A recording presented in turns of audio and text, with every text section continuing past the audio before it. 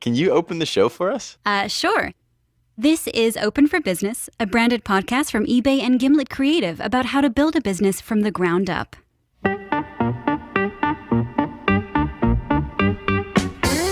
I'm John Henry, and as you just heard, this is Open for Business. Today on the show, we're tackling a big, broad topic that's changing the future of work and entrepreneurship as we know it, the gig economy. So that is voiceover actor Red Horrocks reading the intro to today's show. And this is what she does. People hire Red to read their scripts, and she makes her living almost entirely through gigs she gets online, which, as she just said, is the subject of this, our 6th and final episode of this season of Open for Business. So how much would that all cost me? All of that would have cost you $5. What?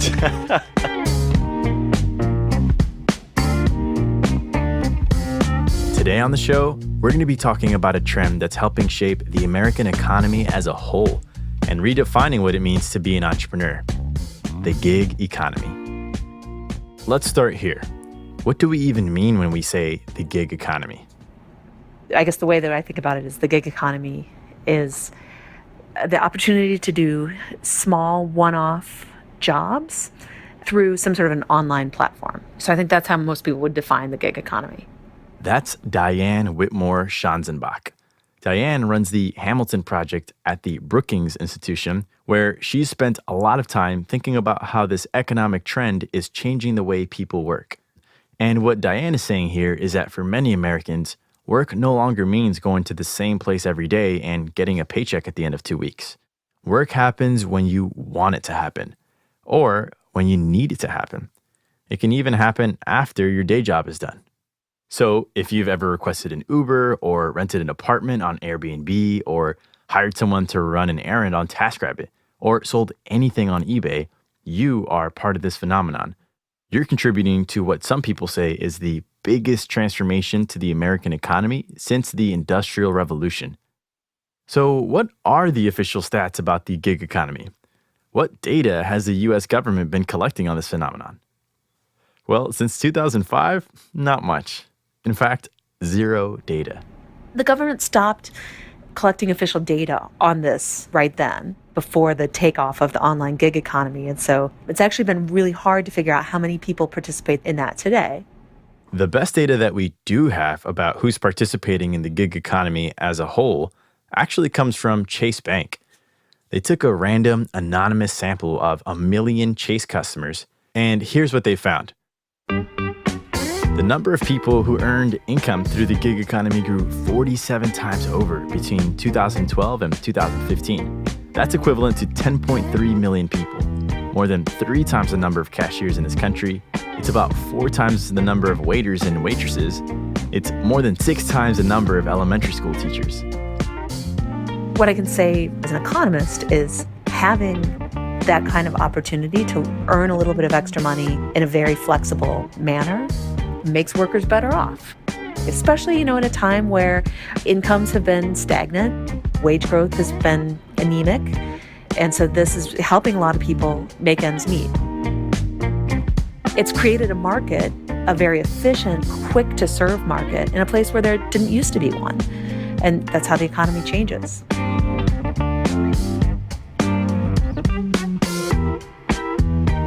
In this episode, we'll explore the past, present, and future of the gig economy.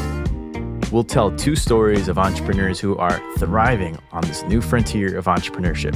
And we'll talk about what every business owner can learn from their experiences, starting with the woman we heard at the top. Hi there, my name is Red Horrocks, and I'll record any voiceover for you in either an authentic British or an American accent. Red is literally the voice of the gig economy. And as we said at the top, she's a voiceover artist, and her platform of choice is called Fiverr. Red reads scripts for all kinds of companies. You love your truck. You use it to get around town and move things from time to time. But usually your truck bed is empty.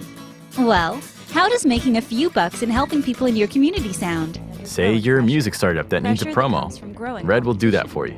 Welcome to Riff.com, an open source music community. Or you want a jazzy, outgoing message when people call your office? Red's got you covered. Thanks for calling Fleetio. If you know your party's extension, you may dial it at any time. Red is one of Fiverr's top-rated sellers. She has more than 14,000 reviews and an average rating of 5 stars, the highest you can get on the site. And Fiverr is what economists like Diane call a labor platform, meaning people use it to sell their services. Uber and TaskRabbit count as labor platforms too. On Fiverr, freelancers post their services for a base rate of just $5. On average, Red makes about $20 per voiceover gig. The biggest job she's ever had was for $2,500. For Red, Fiverr has more than paid off. She now makes about $150,000 a year through the site. But 3 years ago, she'd never even heard of Fiverr. Back then, Red had a regular job. Well, sort of. She ran a circus. The show that I worked on had 65 performers. It's a pretty intense job. Basically, we'd be in charge of handling all of the performers, handling schedules, handling training of performers, and also running the show at night. So we're the ones calling all the calls, making sure that everything's safe, everything's moving in the right place, everyone's where they need to be. Red's a natural performer. Since college, she knew she had a special talent for voiceovers, but it was always a side job, something she could do in her off hours to make some extra cash. That is, until she found Fiverr and started to build a reputation for herself on the site. She was landing more and more jobs, and even though she was working a ton on top of her day job, she was really happy. I started spending a lot more time doing voiceovers at home, and my hours were getting really long compared to work.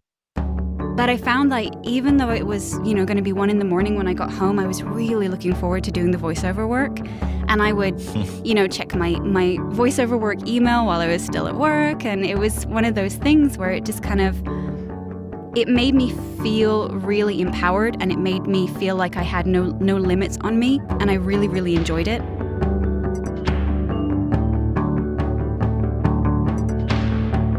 So, how did Red transform those late-night voiceover recording sessions into a full-time business? The answer is very, very slowly. Gradually, Red started to think she might be able to quit her day job. And after a year and a half of methodical planning and working both jobs at once, Red took the plunge into Fiverr full-time.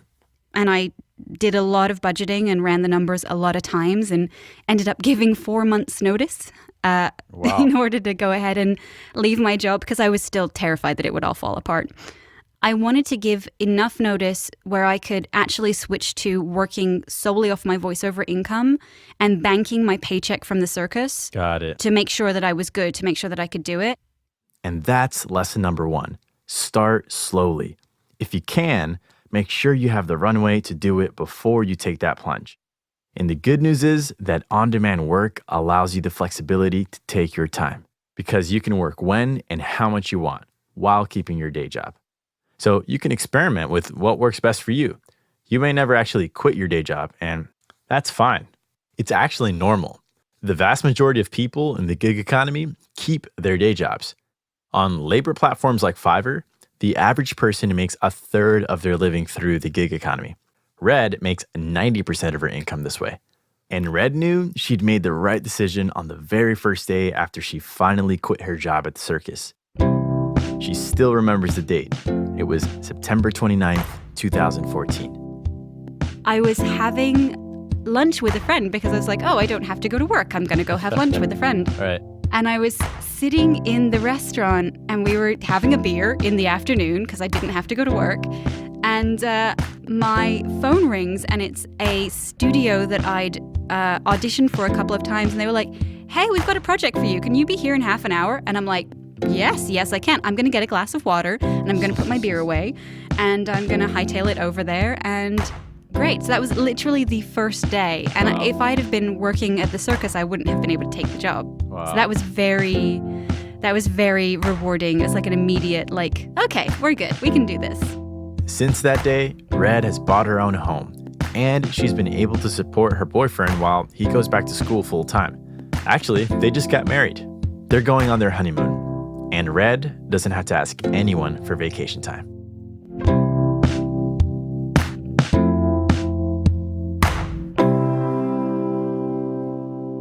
But when starting a business, not everyone has the luxury to take their time. I don't know if I'd be considered having skills. I didn't graduate from college. I I didn't come out of a career ever. I kind of got married really young, and so that's a lot of the reason why I ended up divorced was I was just very young. That's Cori Osteen. In 2003, Cori's life turned upside down when her marriage fell apart. At the time, she had 2 small kids to take care of. It was horrible. It was really bad. I never anticipated ever getting divorced. It's not something I ever expected. And I never thought I was going to be anything but a stay-at-home mom. That's what I always wanted to be. So I had to make money. I just had to find a way. And that way was eBay. Cori knew about eBay because she used it to look for name brand kids clothes she couldn't afford at full price, which back then, most people didn't do. Remember, this was 13 years ago, eons in internet time. People were still getting used to the whole idea of buying and selling stuff online. I was finding nice clothes, and also they were new and used. And so since I saw the same brand that I was looking for, I started selling my kids' old clothes because I really didn't know what I was going to do. And when I started, I wasn't starting selling on eBay as trying to create a business. Right. I was just trying to make ends meet. Selling her kids' clothes online was helping Cori stay afloat after the divorce. But she had an inventory problem. She ran out of clothes to sell. Once the hand-me-downs were gone, she kept her store going with whatever she could find. And it was at this point when lightning struck for Cori. The first items Cori ever bought online were a dress and a matching hat for her 2-year-old daughter.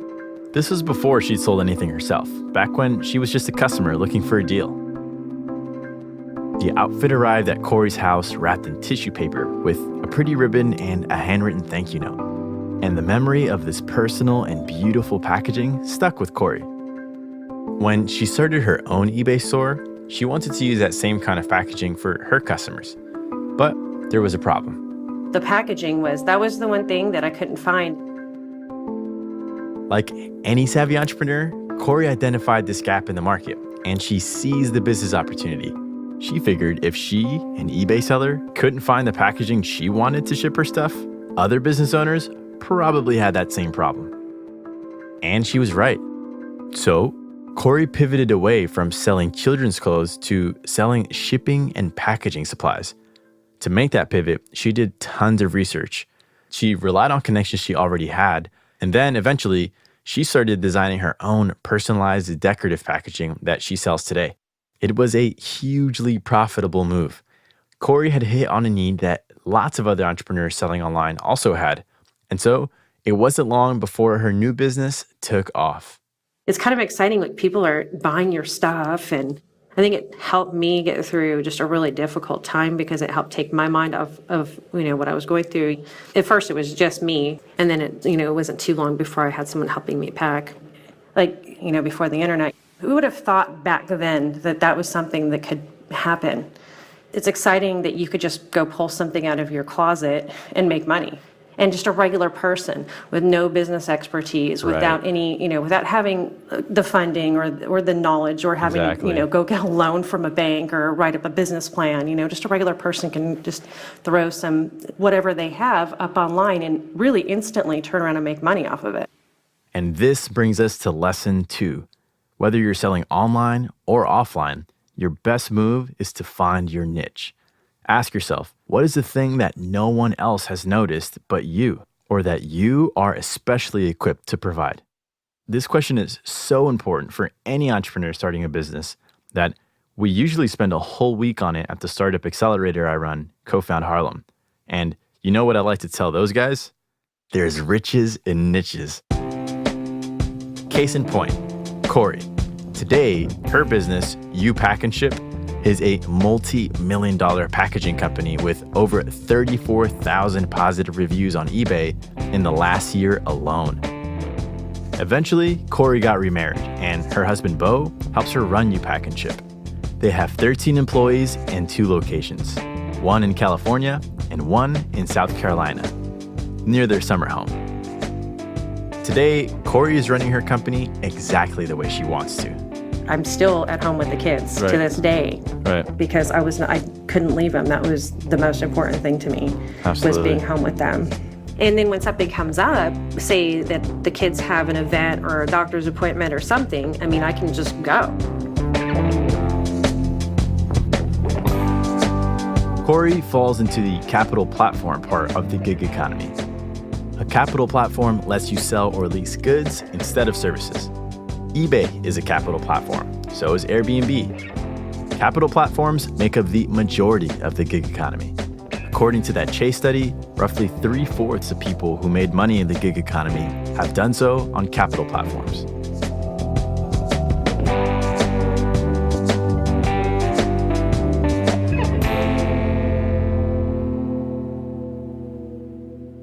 The stories we've heard so far are about entrepreneurs who've been wildly successful on gig economy platforms. Red on Fiverr and Cori on eBay. And they've done that like any other business owner, by building relationships with their customers. Except in the gig economy, you build those relationships through reviews and ratings.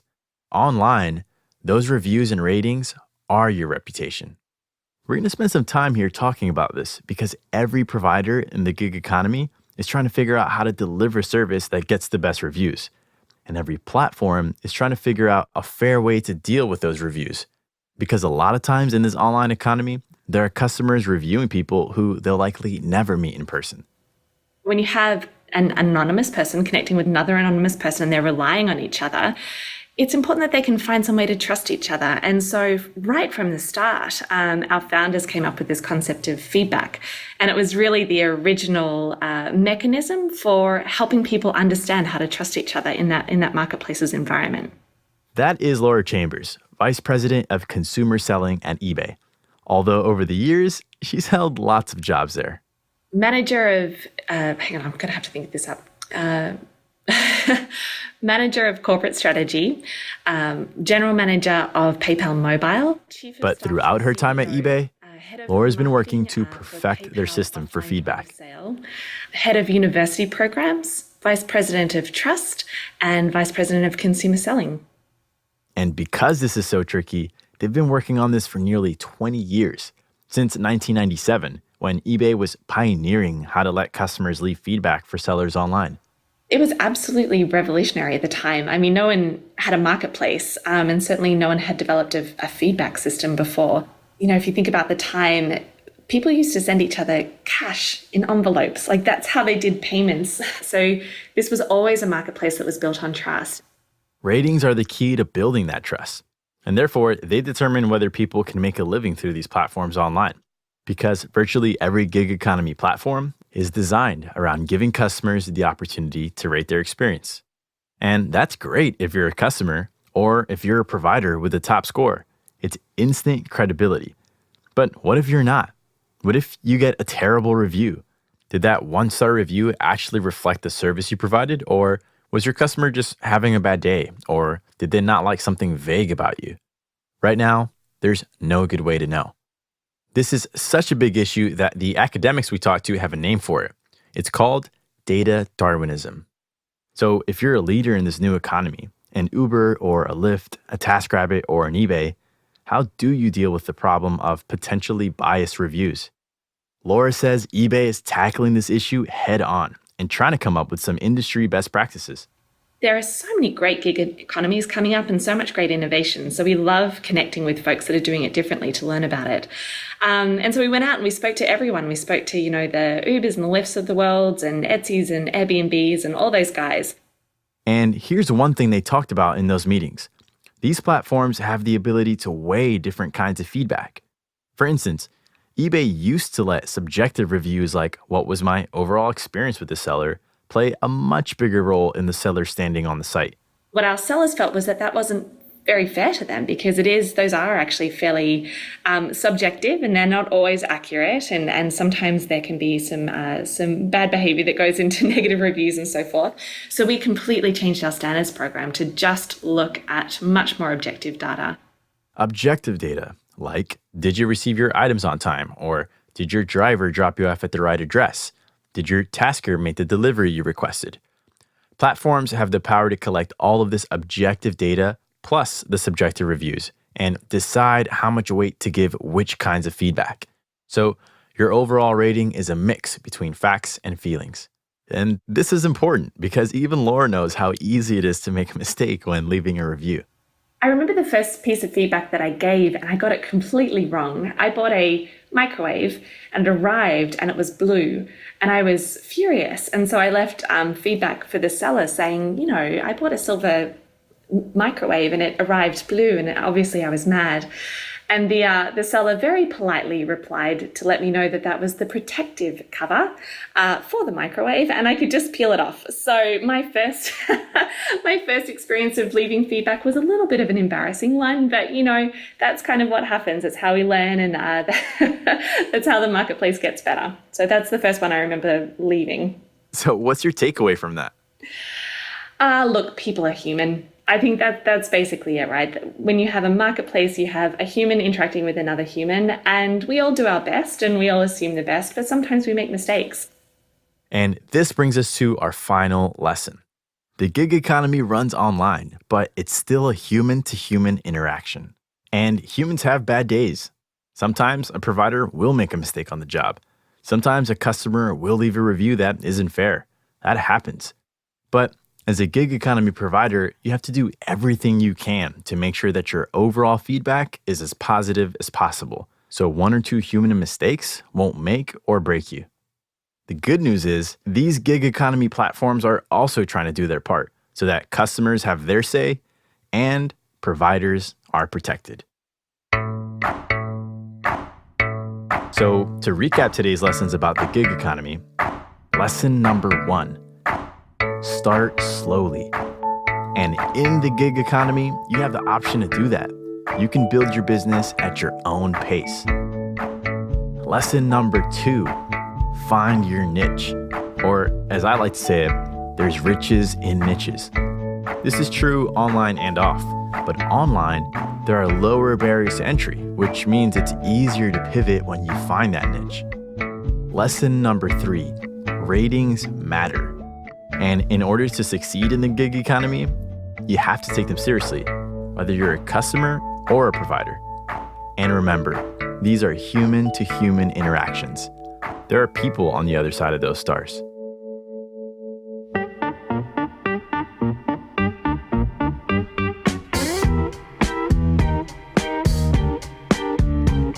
Special thanks to Chris Hotch, Gary Henderson, Arun Sundararajan, Kingsley Obi, Gabby Perez, Bianca Cotto, Nafresia Singletary, Maggie Mistel, Rebecca Germain, and Libby Reeder. We couldn't have made this episode without all of your insights.